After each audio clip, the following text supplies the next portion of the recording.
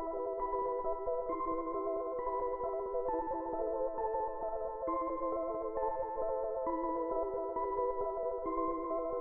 guys, welcome or welcome back to my channel. If you're new here, my name is Amy. I am a mum of 2 boys and really happen to love books.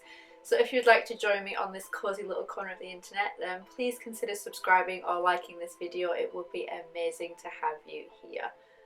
You guys, it's time for my spooky recommendations list. I'm so excited. I have my little pumpkin sweatshirt on to celebrate the start of the spooky season. So I have a big pile of books here. Some of them I physically own. I think there's like 1 on here. Yeah, there's 1 on here that I don't own, which I received as an ARC, but I do actually really want to pick it up. We've got a vast pile of books here. We've got a graphic novel, we've got a non-fiction. The majority of them are fiction. And there's a couple on here that I have not read at all. They are on my autumn TBR, but I think it's pretty dang obvious that they should be on a spooky recommendations list. So, shall we jump right into our spooky recommendations? So this is in no particular order, so let's just go here first. So this book I actually mentioned in my September TBR. This is a non-fiction and it is The Phantom Prince by Elizabeth Kendall. This is written from Elizabeth's point of view, as she was the long-term girlfriend of Theodore Bundy, or Ted Bundy, who was a serial killer in the 1970s who killed over 30 women and girls in the 1970s across America. And this is written from her point of view, how she felt, the process of having to speak with different police officers because she did suspect that he could have been involved in these killings. It was fantastic, but it was also terrifying because she had no idea for the first few years of their relationship that he was out unaliving people. And she thought that they were just it was completely normal, completely happy families. So this is spooky in the sense that people aren't always who they say they are, and people are hiding lots of different secrets. This was a great read, and if you have an interest in true crime, I would highly recommend reading this. There is also another book that I read, which I've also mentioned, which is The Stranger Beside Me by Anne Rule. But because Anne Rule was already a very famous crime writer before she wrote The Stranger Beside Me, because she actually knew Ted Bundy as well, I feel like some of the details were very... what's the word? They were very hyped up.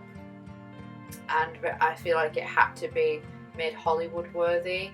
Whereas this book is a real, true, raw account of those feelings of finding out your boyfriend is a serial killer. So yeah, if it had to pick between the two, I would definitely pick this one. Next is Frankenstein by Mary Shelley. I have not read this yet, but I feel like it has to be on every single spooky recommendation list. I've heard so many amazing things, and it is a classic as well. So I just feel like it should be on any spooky recommendation list and any autumn TBR. So we follow Dr. Frankenstein, and he, from what I believe, uses body parts from different people who have been deceased for a while to create Frankenstein's monster. So I'm very, very excited to read this and finally read a classic, and I love this cover. I think it is so stunning. So this is the Penguin cloth bound, I believe. Yeah, Penguin Classics cloth bound, and I just think it's so stunning and I can't wait to read this. Next is a very, very short story, and this was one of the most terrifying books I have ever read. There's 2 books in this pile that I read very, very close together, and I read them both when I was pregnant, very heavily pregnant, and it was terrifying. And one of them is The Woman in Black by Susan Hill. I watched the movie as a teenager. It's nothing like the books. There are certain things that kind of match up, but especially the ending. The ending of this does not match the movie. So do not go into this thinking it will be like the movie if you have not read it before.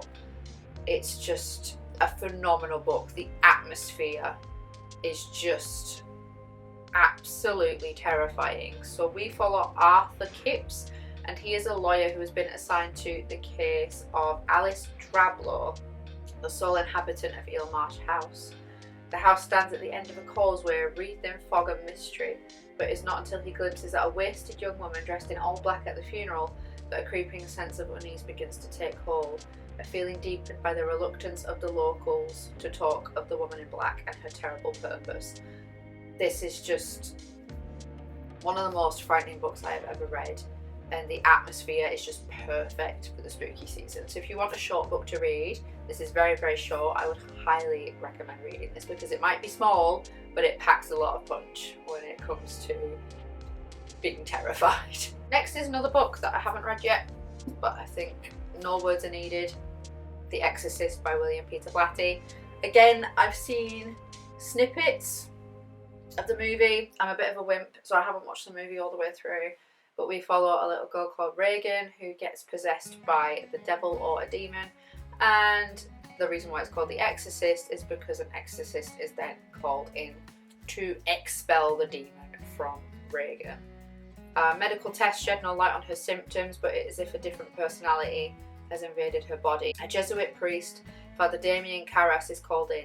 Is it truly possible that a demonic presence has possessed this child? Exorcism seems to be the only answer.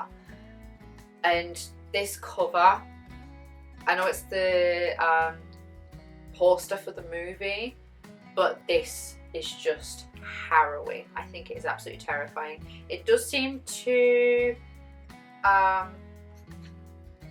be a bit more chunky at 378 pages, so it's not too long, but I think this might take you a couple of days, especially if you are a bit more sensitive, a bit more of a sensitive soul like myself, and if I get scared, I do need to take a break from reading books, so it might take me a little bit longer, but I cannot wait to read this because, especially because I haven't seen the whole movie, I feel like I'm going to be a lot more immersed in this because my mind is going to play tricks on me, so I'm pretty excited. So the next book is another classic. Now this is quite chunky, so it is scaring me a bit, but I have read another book related to this, which I will mention in a second, but it is Dracula by Bram Stoker. I need to read this. I am so excited, and plus this cover is just absolutely gorgeous with all the bats, and on the back it says "For the blood is the life" in a moon there, and it's a classic. I need to read it. I need to get it in my brain because I feel like I've missed out on a lot, and this has to be on a spooky recommendations list. So Dracula by Bram Stoker. And then this next book is actually technically classed as the prequel to Dracula, and it is Dracul by Dacre, Stoker and J.D. Barker. Now Dacre Stoker is actually the great-grandnephew of Bram Stoker, so there is a foreword or an afterword in this book explaining why this has been released. So this apparently follows the events that Bram Stoker went through as a child that led him to write the events of Dracula. And according to Dacre Stoker, once Bram Stoker had written Dracula, he went to his publisher, put the manuscript down on the table and said, "This story is real, it is true."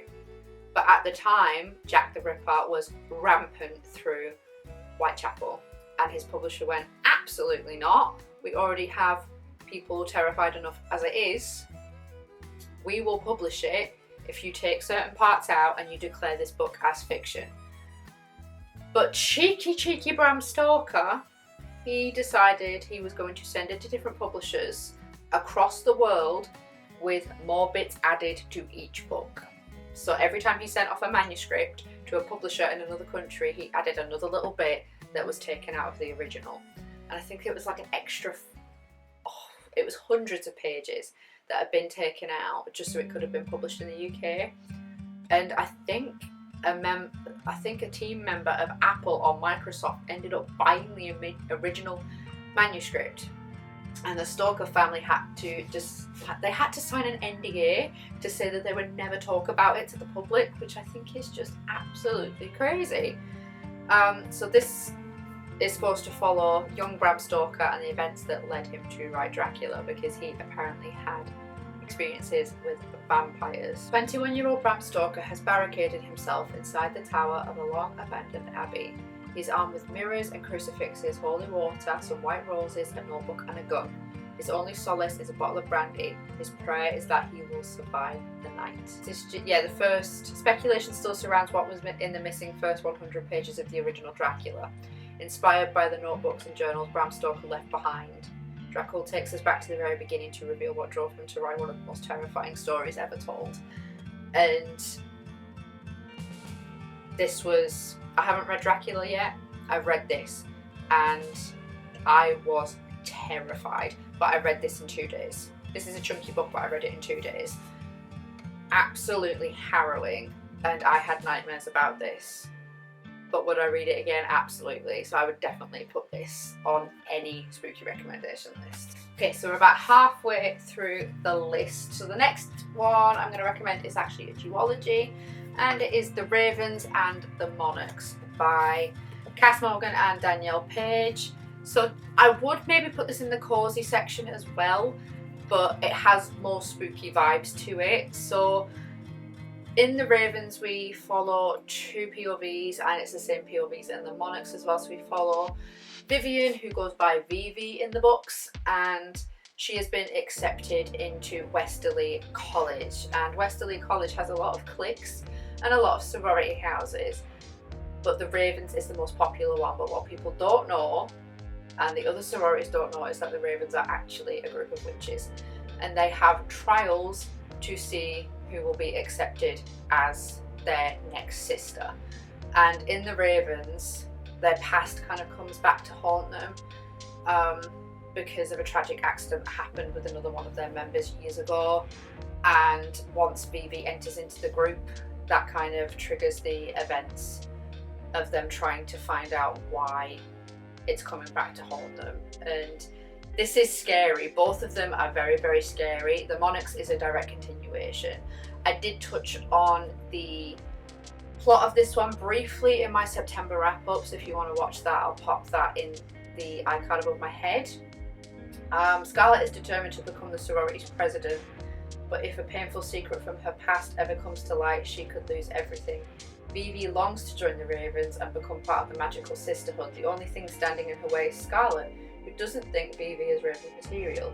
But when a wicked power rises on campus, girls will have to work together to save their fellow sisters. These were both pretty dang scary. I would say they're kind of like a cross between middle grade and YA. I'd say more YA probably. But yeah, I really, really enjoyed these, and if you like kind of like the craft vibes, but it's set in college rather than school, I would definitely recommend reading these. So the next book is actually a thriller that my friend bought for me. I would say it's a thriller, but my best friend bought this for me for my birthday a couple of years ago, and it is Verity by Coleen Hoover. This book was a mind F. It was mind-boggling. So the overall premise of the story is we follow Lowen, who is a struggling writer, and she bumps into a man called Jeremy after witnessing a car accident in the middle of, I think it's New York City. And Jeremy then ends up being a client of a lawyer that Lowen is also meeting with, because she's been offered a job. And the job is to write the rest of a series for Jeremy's wife Verity, who was injured in a car accident. And she cannot walk, she cannot talk, she can't eat for herself, she's just bedbound. And Lowen accepts the offer to stay in their house, look through all of Verity's old manuscripts in this room, but it is dilapidated. There are just papers and boxes everywhere. So she has to go through this room and find the manuscripts for the books so she can then continue the series as a ghostwriter. But while she is looking through all these boxes and pages, she ends up finding a document written seemingly by Verity that seems to be almost like an autobiography of when her and Jeremy first met and their relationship. But she hides the manuscript from Jeremy. She does not tell him that she's found it, and she reads through it and she finds out some horrific secrets that Verity has seemingly kept from Jeremy. And she doesn't know what to do. Lowen doesn't know what to do. She doesn't know whether to tell him or to maybe confront Verity about it. But she then realises that she could possibly benefit Jeremy if he could read what Verity's written, because then he could leave, because they do start to end up getting feelings for each other. So it's a very, it sounds complicated, but once you get into it, I read this in less than 24 hours. This was just absolutely insane, and it definitely had a lot of spooky vibes because it's set in the forest. They live in like this very secluded, isolated house in parts of the forest with like a lake nearby. So yeah, I would definitely recommend reading this. Next one is Weyward by Emilia Hart. This isn't necessarily spooky, but it does have a lot of hard topics in it as well, and it does have a theme of witchcraft through it as well. So this book follows 3 separate timelines. We follow Kate in 2019, so modern day, and she has fled to the Lake District to escape from her abusive partner, and she has inherited Weyward Cottage in the Lake District from her great aunt. We follow Violet in the 1940s, who is suppressed by her father. She's expected to get married and have children, and she doesn't want to do that. She wants to get out, get an education, a proper education, and explore the world and not just be tied to being a housewife. And then we follow Altha in the 1600s, and she is on trial for the murder of her neighbour, and she's also suspected of witchcraft. This book tackles a lot of difficult subjects. So misogyny, there is some essay in here as well, and trying to get rid of pregnancies. It's real life. It happens in modern days still, and I feel like it is important to be talked about. So it's spooky in the sense that it talks about witchcraft and how that's carried on through this family line. Sorry, I'm getting pins and needles. But it is also a very prominent read in that it tackles a lot of difficult subjects, and talks about misogyny and how women are treated wrongly by men in different situations that they can be in. I would definitely recommend reading this. If you struggle with difficult topics, I would definitely look up trigger warnings for this, because I didn't, and it was a bit of a shock to the system for me, but it was still an amazing read nonetheless. This book I literally just finished a couple of days ago, and it is Bride by Ali Hazelwood. Now, I wasn't the biggest fan. I rated it 3.5 stars, but I can definitely see the appeal. Now that I've sat with it a bit more and I've had a couple of days to stew and think about it, I can definitely see why other people would like it. I just don't think I'm a big contemporary romance girly, and that's fine. I did enjoy the overall storyline. So we follow Misery, who has been volunteered by her father as a collateral to basically be part of a peace treaty between werewolves and vampires who have been at each other's throats literally for hundreds of years. There's been massacres, there's been arguments and disagreements and fights, and they don't want it anymore. So they volunteer Misery as a collateral to marry Lo Moreland, who is the alpha werewolf of a very prominent pack in the city, and they don't like each other. They've never met each other, so they don't like each other. And this explores their relationship from kind of enemies to lovers, in the sense that both of their respective parties have been enemies, to then acquaintances to lovers, to then friends to lovers. And there is a pretty good storyline as well. Misery gets quite attached to Lo's little sister Anna, and we also follow a missing person storyline. Serena, Misery's best friend, has gone missing. So Misery, who's very tech savvy as she's lived among the humans secretly for 10 years, she has shaved her teeth down and drinks blood very discreetly. Her best friend knows she's a vampire, but other people don't. So she's very tech savvy, so she uses that to try and find Serena, and works together with some of Lo's pack. And it's pretty good. I can definitely see why some people thought this was 5 stars. It just wasn't for me personally, but I would still recommend it. Carrie by Stephen King. I think most Stephen King books need to be on a spooky TBR. This isn't a cozy read by any means. It's terrifying, and it is quite difficult. So we follow Carrie, and she is horrifically bullied at high school, and she's also horrifically bullied at home by her mother because she was born out of wedlock. So her mum, who is very pious and God-fearing, decides that she's just gonna treat Carrie like crap, basically. And Carrie then finds out she also has telekinesis, but the bullies that just torture her, basically. One of them decides that she feels guilty, and she asks her boyfriend to take Carrie to the senior prom to kind of redeem herself. She sacrifices her place for Carrie, and at the prom an event happens, and if you've read the book already or seen the movie, you know exactly what happens, and this triggers absolute carnage in the town. And I'm not going to say any more because you'll know, once you've read the book, you'll know what I'm talking about. But this is very difficult to read, but it was fantastic. I think I rated this 4 stars. I would definitely recommend this, and I definitely want to have some more Stephen King on my TBR lists. Okay guys, we've got a couple more. So I've got 2 more physical books and then 2 books that aren't in my possession but I still really want to talk about. So the next book is The Luminaries by Susan Dennard. This is book 1 in the Luminaries series.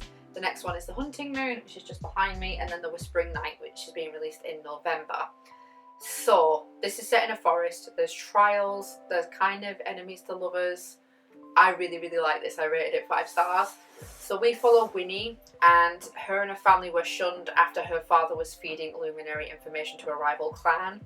So they all got shunned, and once she turns 16, she really wants to be a Luminary. But to be a Luminary, you have to do the Luminary trials.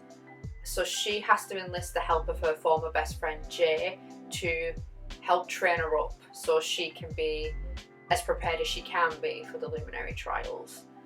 But while she is in there, she sees something in the forest that she really shouldn't. Now for context, every single night there are monsters that lurk in the forest, and it's the Luminary's job to protect humanity from them. But Winnie sees something that she knows is not normal, and she tries to convince people about it, but they don't believe her. So this is all about her going into the trials, but then also trying to tackle what the heck she's just found. It was a very, very good book. I might reread it because it's been a while since I've read it, and then I can read The Hunting Moon and The Whispering Night as well, and then I'll probably just read them back to back. But this cover is so autumnal as well. I love it.